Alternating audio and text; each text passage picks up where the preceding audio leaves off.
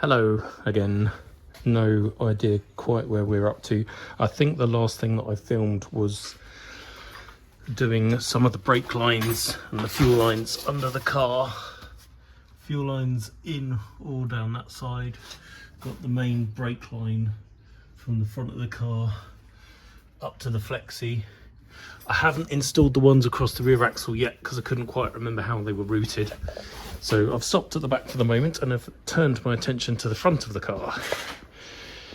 In previous videos I might have shown you the utterly ruined front subframe, which had been, well, demolished. That should have a little cup on it, that's all been torn off. And although it's not rusty, it's just a bit grotty. So the plan is, all of the front suspension bushes and things are being renewed. Got a pair of new lower arms as well, so I'm going to drop the anti-roll bar, which is forming what is essentially a tie bar, and it goes through big bushes there into the lower arm. So I'll drop the lower arm. I've already undone the track rod ends from the hubs because my mate Theo wanted to borrow my ball joint splitter, so I thought I'd better get them off pretty damn quick. Ironically, I didn't actually need the ball joint splitter. I just used my hammer and it worked fine. And the other good thing about this is these, I presume, are original. They're still quite stiff. There's no play in them whatsoever. In fact, you see it's moving the drumstick end before it moves the rod itself. So that's good. And the rubber cover is also good. So that will probably go again. New nuts, obviously.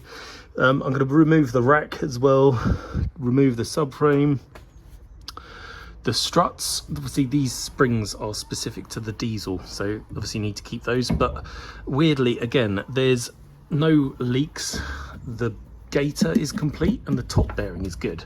So quite why I need to strip it down, I don't really know.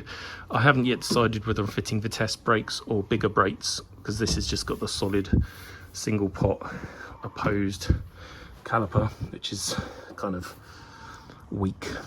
So yeah, anyway, I'm going to now start undoing stuff and get as much of this off as I can. First thing to attack really is the castellated nut and cap that goes in the end of the anti-roll bar.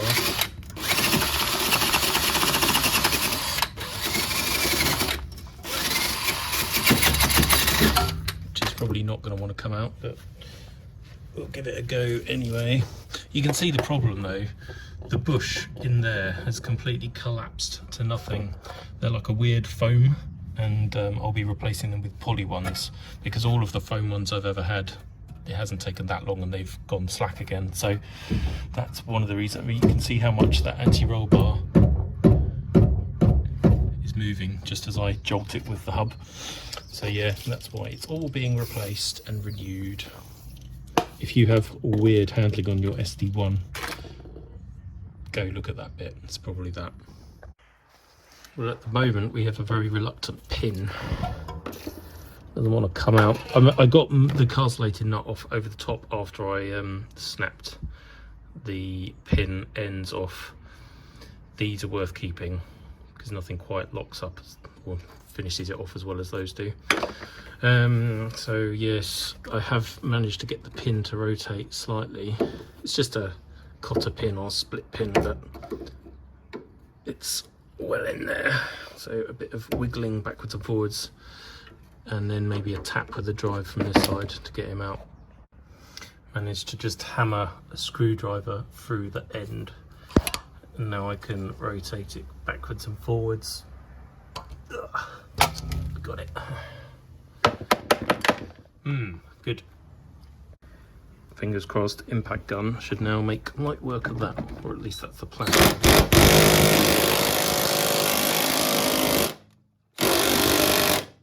Maybe not.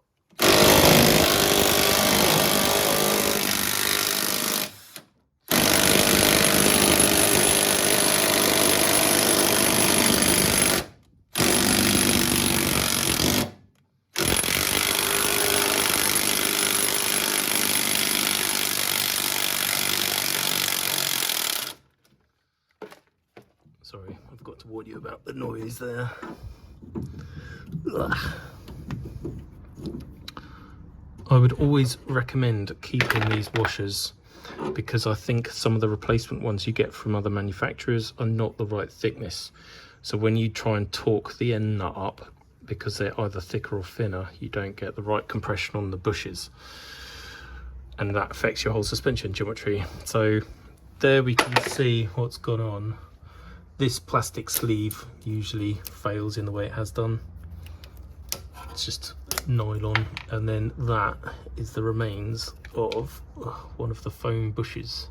There would have been a big plastic nylon washer between the metal washer and the front of that foam bush. That has long since disintegrated.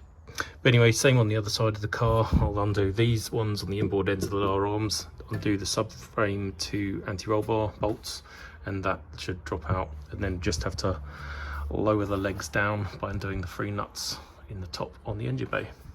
Oh, and cut through the old crappy brake line, which I no longer need.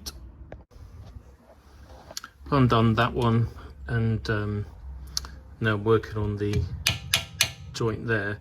Sometimes you can be lucky and you can undo this with the spanner and the nut bears down on the lower part of the strut and pushes the joint out. It doesn't always happen, but if it doesn't, it's no biggie. Don't need it off at the moment. It's just nice if it does go pop, or I can load it and then club that with the big hammer and it might just drop off. It's a bit of a dumb design because you can't get a ball joint splitter in there. You can get one of those horrible forky ones that you just drive into the interface and then smash it, but it's never very good because it ruins the boot.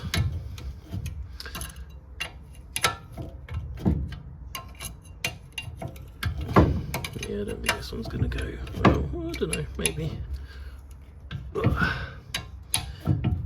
No. I've got a lot of pressure on it now. Did that go?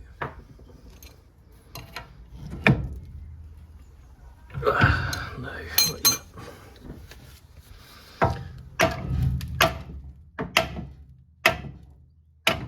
Oh well, that'll be a project for another day. I'll have to put a beam in between here and here, lever the hell out of it, and then wallop it. Just after I put the camera down, I gave it another wang with a hammer and it's released. So that's good. And get a pair of grips, get that nut off, and then the lower arm can come off the hub. Cut the brake line, that's dripping away down there. Then just undoing the 3 nuts for the top mount to the strut, and then that whole leg will drop out. Right, one leg out. The foam bump stop has obviously turned to dust. That's the remains of it, this horrible foamy stuff. So it is going to have to come apart.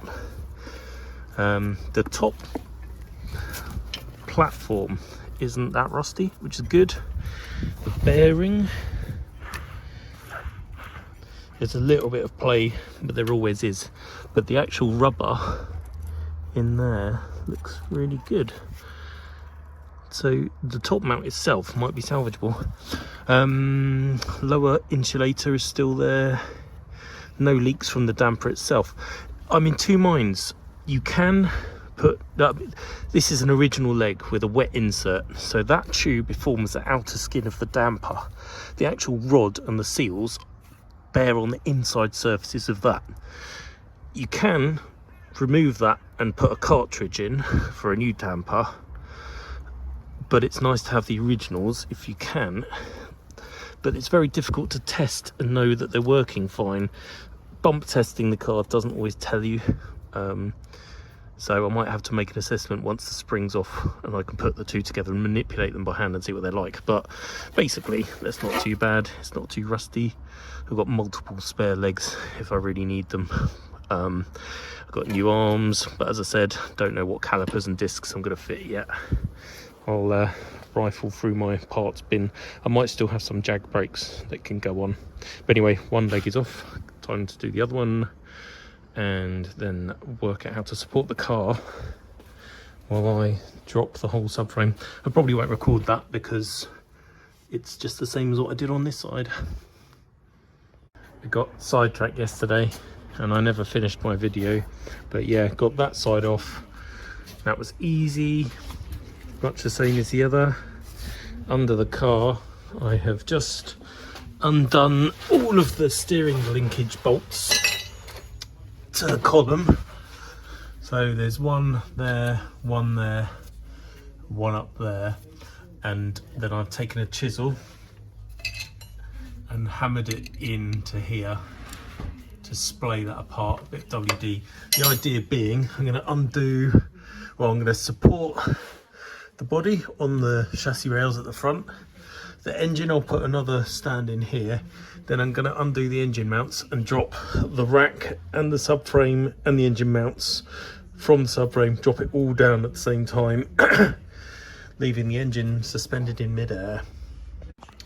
Front subframe out. Unfortunately, a couple of the bolts that hold the front subframe to the chassis rails, well, they're all knackered basically.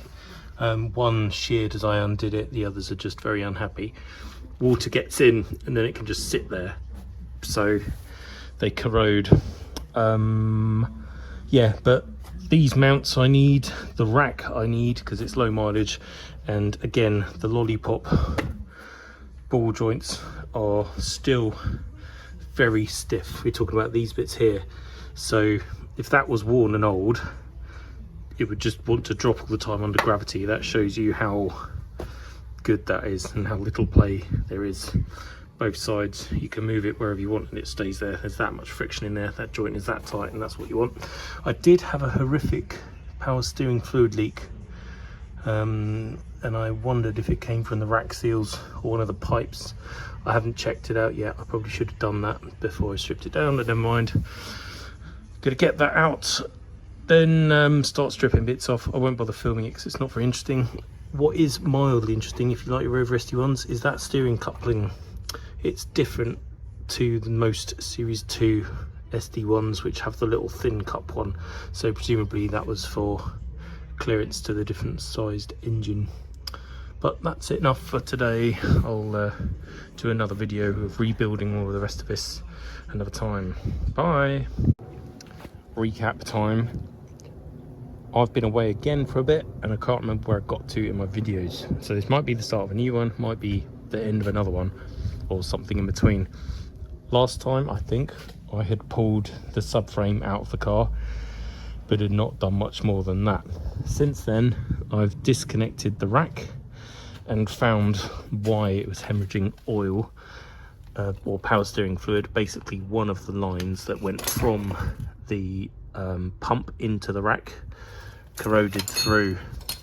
Annoyingly, they are specific to the diesel model. I have over here a collection of pipes that are for V8 power steering right hand drive cars, and I think I will be able to make something out of those. I might have to rebend the ends, which is going to be really tricky because it might just close shut, but we'll worry about that another time.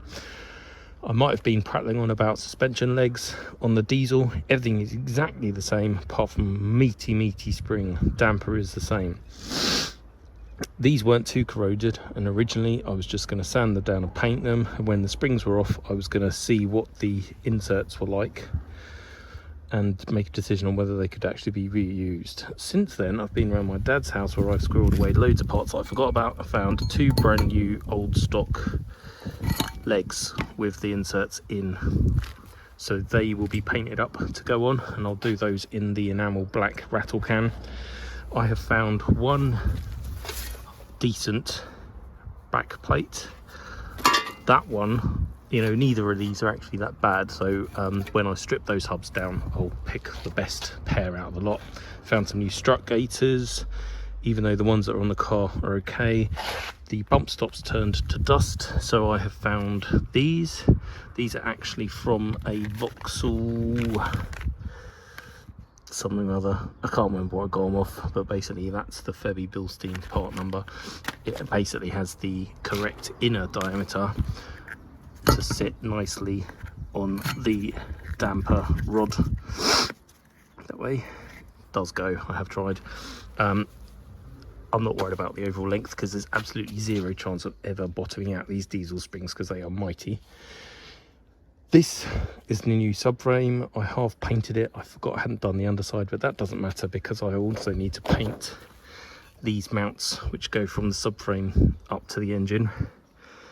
Those have been sitting in a tank of Built Hammer deoxy powder, eating the rust away, so they can be painted in the Jotun as well. Then we have, these are all the old bolts that came out of the subframe. Some snapped, some were bent, and some were just not particularly happy. So I needed 2 long ones, 2 medium length ones, then I needed 4 to hold the rack to the subframe, and then more little ones to hold anti-roll bar on and stuff like that. So over here we have all new bolts. They're 8.8s, which is same as what original had. They're all mild with zinc, and they're all with their partner washers and nylock nuts. So once this is all painted, a lot of it can go back together. I just need to strip those, get the springs off. Those top mounts I've decided are fine, so it'll just be a case of strip and clean. And no, I still haven't worked out what I'm doing with the brakes yet, but I will mix up some paint it on, leave it to dry in the sun, and then probably go in, because it's chuffing hot again.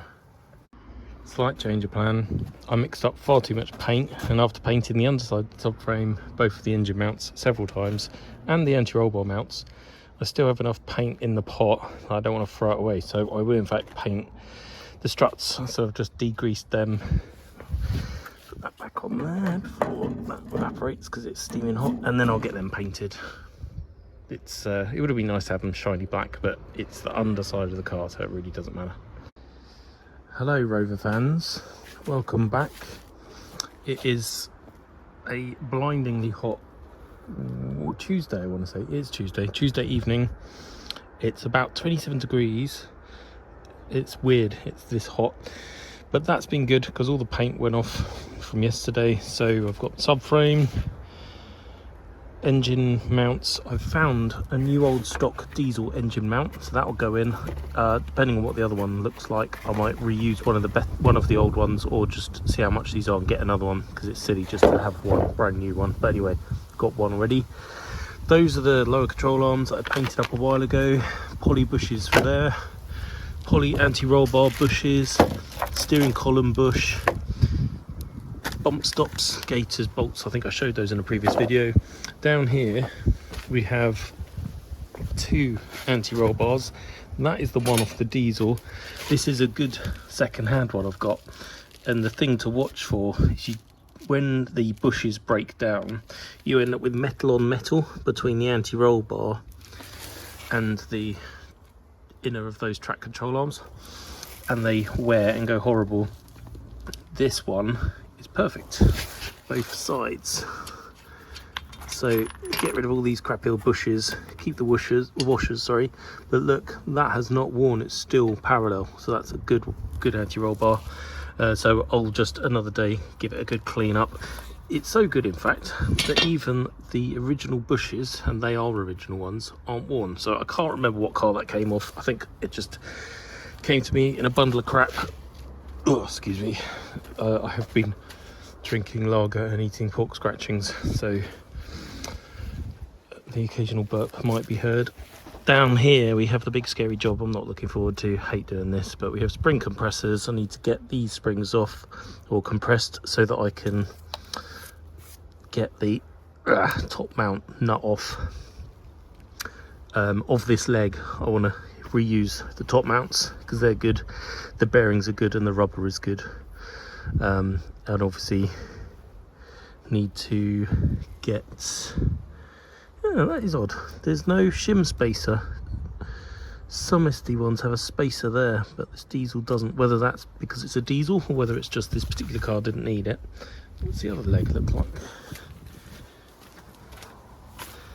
No spacer on that one either. So yeah, and want the spring insulator pads. We'll check they're okay, and then we can rebuild that onto the newly painted legs that I've got, and then start putting stuff back together. But yeah, first job, scary job. get the spring compressor compressed.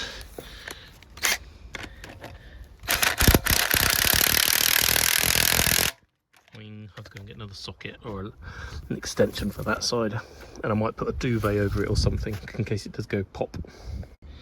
You might think I'm being a bit of a girl by having a sheety thing over it, but these things go bang if your spring clamp comes unseated or shatters or something. There's a fuckload of energy stored in that, and it can break arms, legs, all the rest of it. So I've got one well protected foot in a crock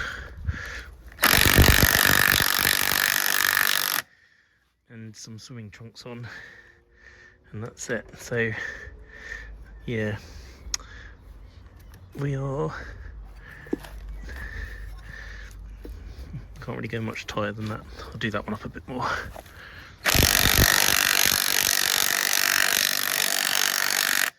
See that moving relative to the cap, so now I can undo that top mount and hopefully it'll come apart.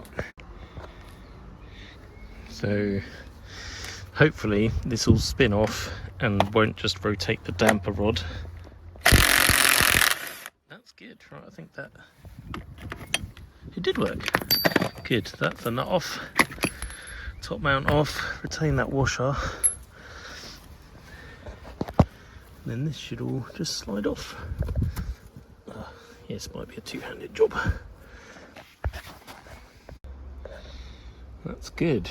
We have the top mount. The rubber is all good. Those are just stress marks, they're not splits. The bearing is good too, so that whole unit is good to go again. So I'll clean it up, put a bit of oil on the top side of that bearing. Then that can be reused. I'll give it a lick of black paint. Top cap. That is all just surface rust. I'll go drop that off in my tank of crap. The gaiter, also good. That's what surprised me. Normally these have dissolved. All of this flaking is just overspray from when the undersealing was done. So I will fit the newer ones, but I'll keep this as a good spare. Spring insulator, that stops all the squeaky crappy noises. That is impregnated with rust, but again, survived remarkably well. I'll have to go and look and see if I've got new ones, I can't remember. Top washer, that's all good, and reminding myself that it goes that way round, because you would think it went that way, I don't know. So yeah, all good. Yeah, that sits in there like that, traps the gaiter between the two. So I will unwind that without killing myself. Unlike the rear springs, these are linear springs and they're symmetric in the way they're machined, so they don't have a top and a bottom. On the rears they are just cut wire, so it doesn't get milled flat like that does at both surfaces. So it doesn't really matter which way up that goes, which is good because I'll probably forget. But that can now come apart and be painted. Strip down the other one, take the steering arms off, and the back plates I need. Calipers, I've decided I'm definitely not going to retain these. These are the single pot solid disc, and that's just a bit feeble for this car with its mighty 90 horsepower. So I'll try and either get some 4 pots for the solid discs or get some Vitesse brakes. Here's an indication of just how much pressure and energy was stored in that. So I had to compress that a significant way before I could even think about undoing that top nut. And even then, it was still a tiny bit compressed. I've nearly gone the full length of my spring compressors. I still can't quite get the clamps off, so I'm going to have to stand on it to lift that off and note to self that they have to go off the middle 4 coils and just leave these the most extended, put them like that, bosh them up as tight as I can when it comes to reassembly time. Not looking forward to that, because what generally happens on new dampers is the damper rod retreats into there. So not only have you got to compress the spring, but you have to pull the damper rod out and hold it out while you get that on, all that clobber on, and the nut on, and do the nut up, and it's basically impossible. So fun and games for another time.